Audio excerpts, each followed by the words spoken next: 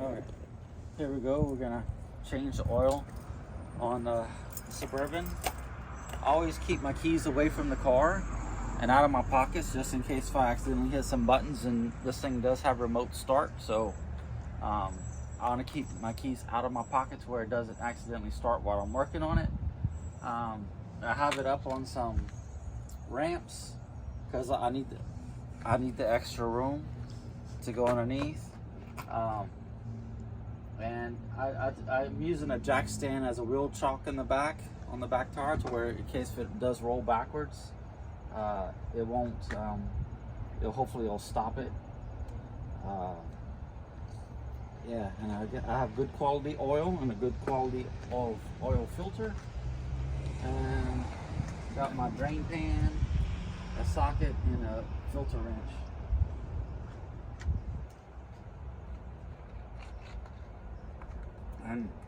And some Mountain Dew for some liquid courage. There we go.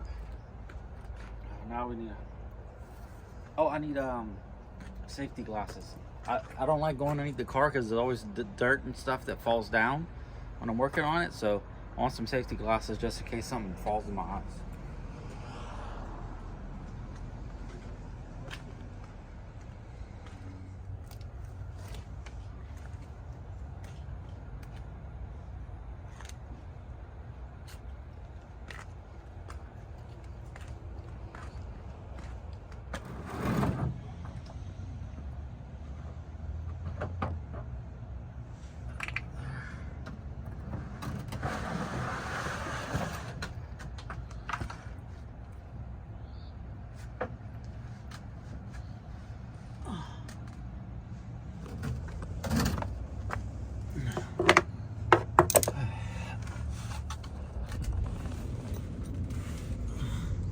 Where does the drain plugs on this side?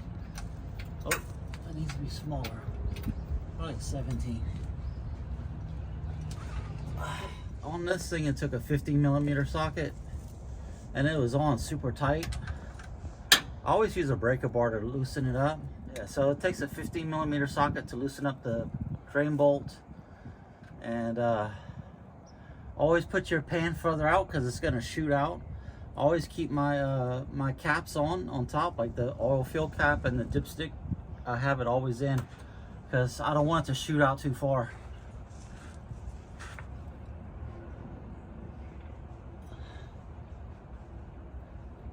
And always put some pressure on the bolt to kind of keep the oil in until you kind of hear it click. Okay, I'm right there. So it's loose. Ooh. See how far it shoots out? Okay.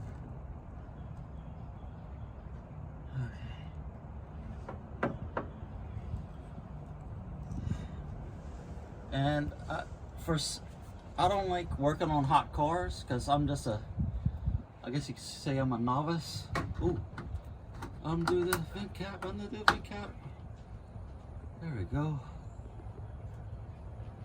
Yeah, so there's about 6 quarts of oil in here. Oh, and don't forget to undo your vent for your drain pan. So I got this piece, I can put that right here.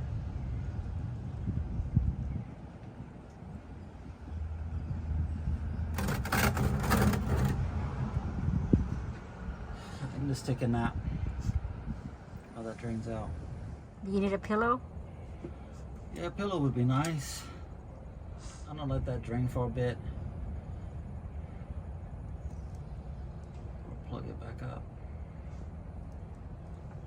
This is what those oil change places don't do. They don't let it just drain out. Like, let this thing drain out, you know? It doesn't have to be all the way because there's still oil in your engine and a whole bunch of cooling lines and everything, but it doesn't have to be super perfect, but at least let it finish dripping, you know? Ooh, this thing is heavy. Go get it empty too. It's still dripping out. But I cleaned off in the meantime, I cleaned off the drain plug, Put the drain plug back in.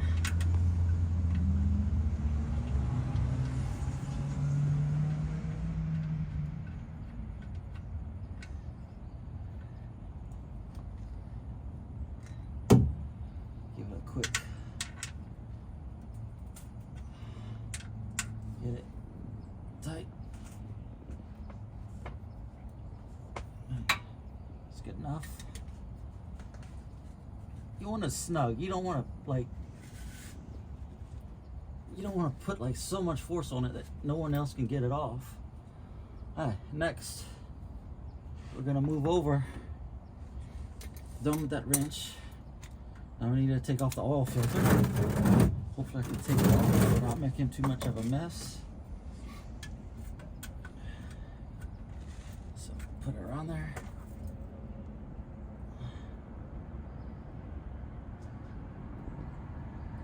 Oh, let me go the other way.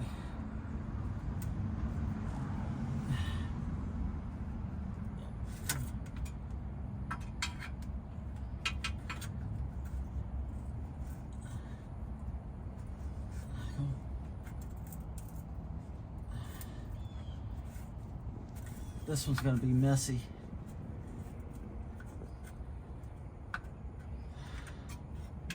Okay, I got it loosened. Oh God. Hopefully it's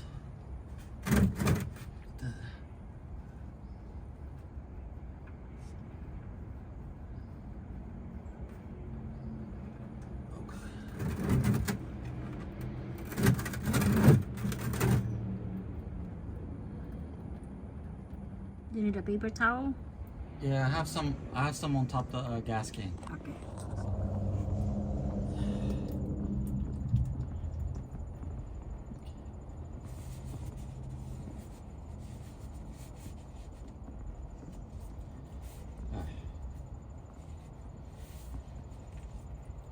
Alright, can you give me the other oil filter? Okay.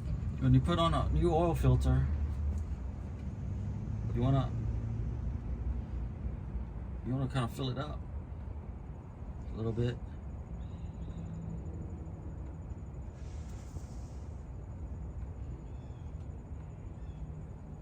Pretty full.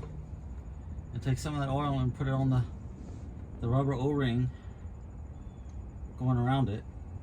Some people say don't fill it up. Some people say to fill it up. Well, I'm going by this guy. His name is Lake Speed. He's an oil pro. You know, that's all he does is oil. He does oil for race cars and everything, and like he develops his own oil. And he did studies on whether it's better to not put in oil or put in oil into an oil filter. And his conclusion was that if there's no oil in the oil filter, then, well, like when you go to put it on, then it's gonna have a little bit of a dry start. Oh God, come on, wrench.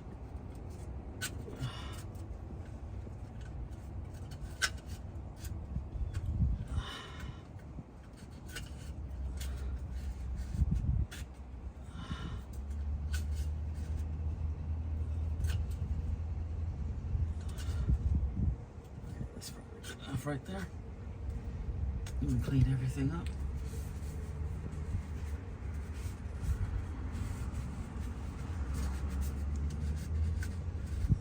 Okay. Close this up. And I'm done under here. I got the oil filter on, drain plug installed. The oil filter is full of oil. Yeah, so Lake Speed, what he says is that the cleanest the oil will ever be is when you pour it out of that bottle. He said the filter is actually not going to filter everything. So it's better to have clean oil in that filter before you even start it up. So I'm going to follow his. If I can get out of here.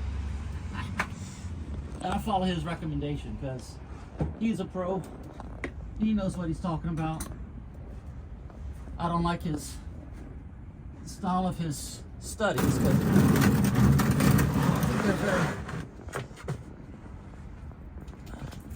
really don't care for some of his studies about like what oil's best to use and all that, like thick or thin, or what weights and all that, because I don't think he does his experiments correctly sometimes. But the one he did for the filling up the oil filter, I actually liked what he did and approve of his message, you know. So, hey, we're done underneath here.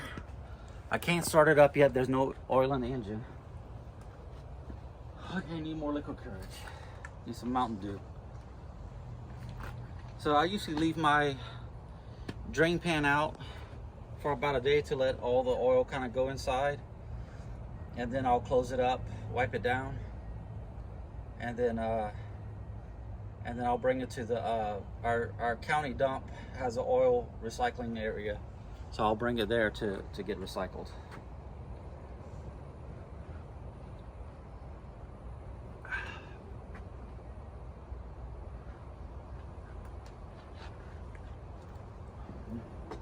Okay, that's out. Yeah, so next is Captain Short. Take off the oil filler cap.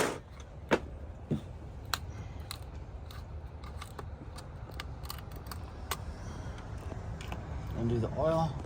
And this is made to pour this way. If you pour it this way, it's gonna glug. And so I can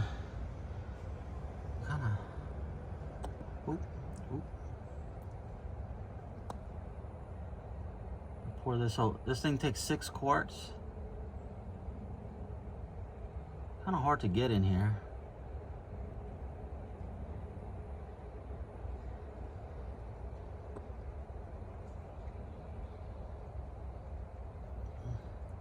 So you pour smooth, no glugging.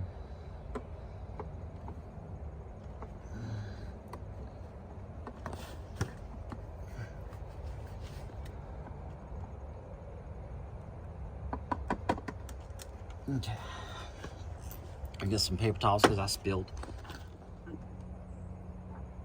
If you buy your own oil and you bring it to an oil change place, they charge you $40 to change oil. It takes them 10 minutes. It's like, what's costing so much? I remember years ago, it would only be like maybe 10 or 15, but now it's 40. And that's about ridiculous. So that's why I'm doing it myself, but I need to find a better angle to do this big bottle. So now I have a big funnel in the thing. So now I can easily pour into there. There we go. Yeah, this big jug. Like for some reason with this big jug, I'm able to pour it into the Jetta just fine. You hear a dog barking. She doesn't like people walking in our yard. It's fine.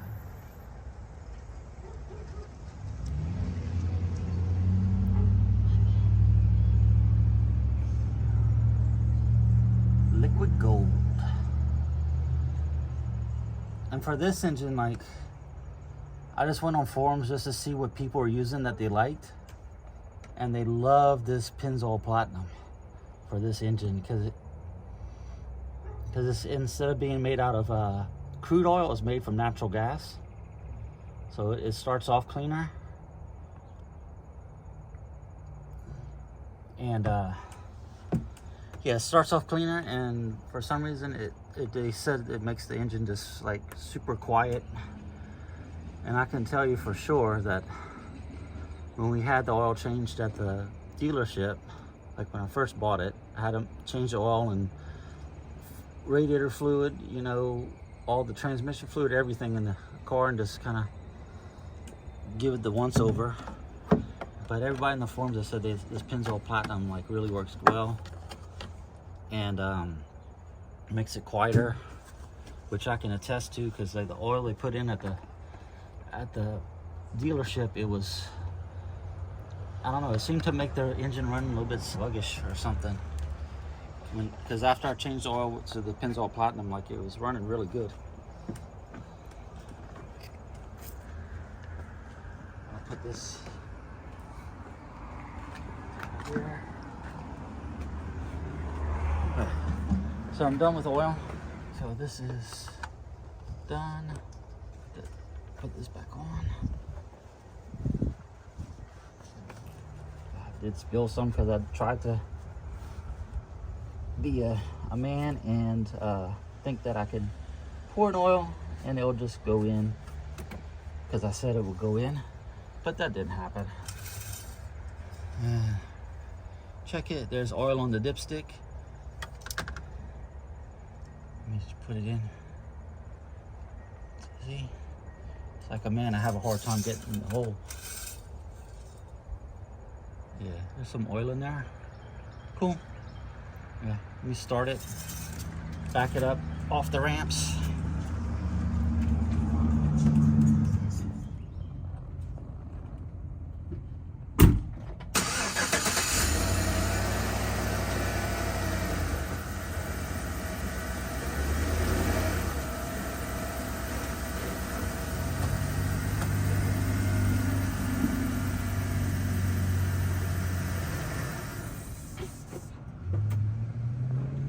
So on our Suburban, it has an oil life monitor, like the real oil life monitor, because it has the OnStar system.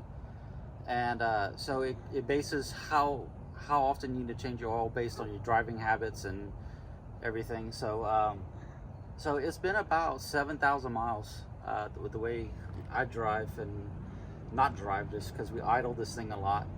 And yeah, so it's been about 7,000 miles since I changed the oil last time. I think normally, like if you just drive it on the highway or something, it's going to target like 7,500 miles. Or if you drive it like just in the city, it'll be like more like 5,000 miles. So when the oil life monitor got to about 10%, I went buy more oil and a filter to where I knew that it was coming up to where I have to change oil. So that's done. Just need to pick up my tools and stuff and then go run it.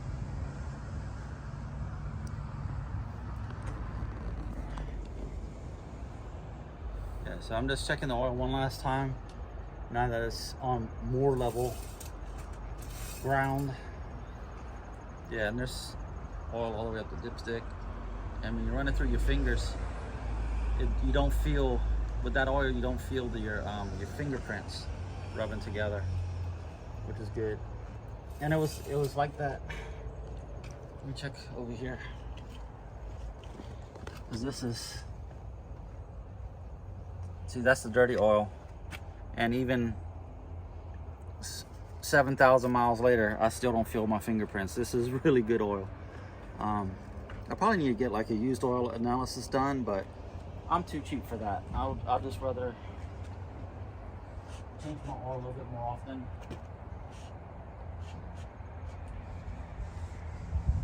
Than what I really need to.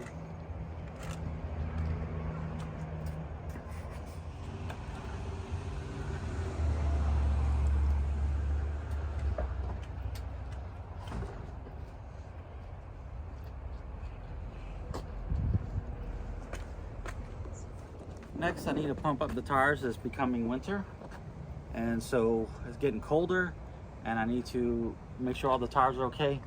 The Jetta is running a little squirrely on the road that I've noticed, so I'm gonna air up all the tires on there and make sure all the tires on the Suburban is good. The two back tires are always going low for some reason.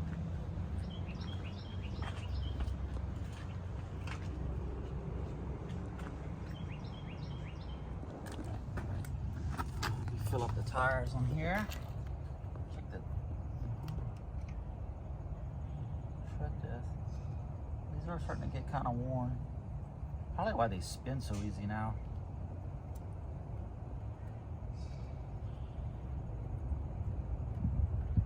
Okay, take off the valve cover.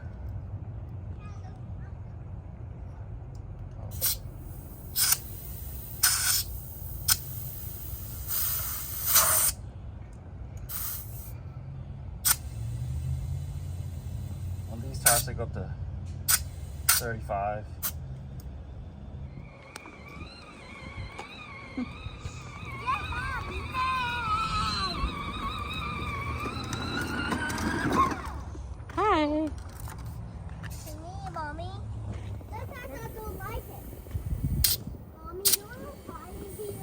No, I'm too big. Yeah, on here I go up to 32 on the Suburban.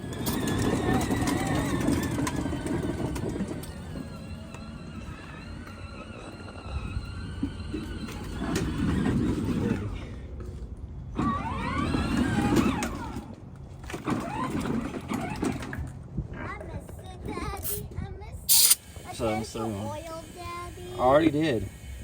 What? You change the oil first? You change the oil? Yeah, I already changed my oil. Yes. Mommy wants to go to the bathroom. Mommy needs right in. Yeah. But I'm too big. I keep it right here inside the trailer. Yeah, these are all at 32 right now. They need to be at 35. Yes. Yes. My tractor needs 2 ramps. It needs 2 ramps? Yes. Let's see. Terrace.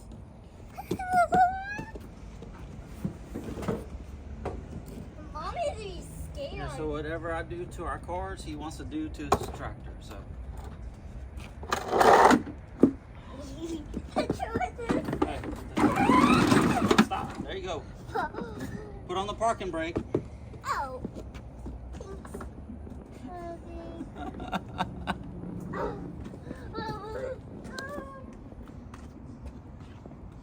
What's under there?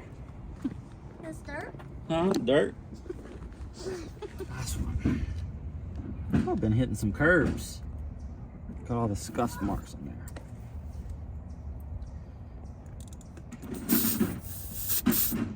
Yeah, see, this is 28.7. Get to 32.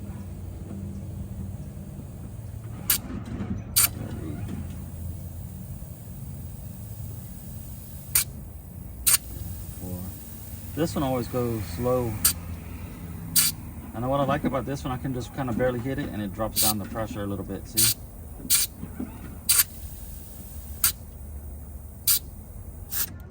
Like that, okay. But like on the 2 back tires, I can't find the leak. I think it's just from me hauling butt, you know? But I've tried to find the leak and see if there's a nail, check the valve stem, nothing. It's always keep finding that. Tractor. My tractor. What's wrong? Here, put on some safety glasses. Safety glasses first? Yeah, hold on. What is that? Okay. That's loud.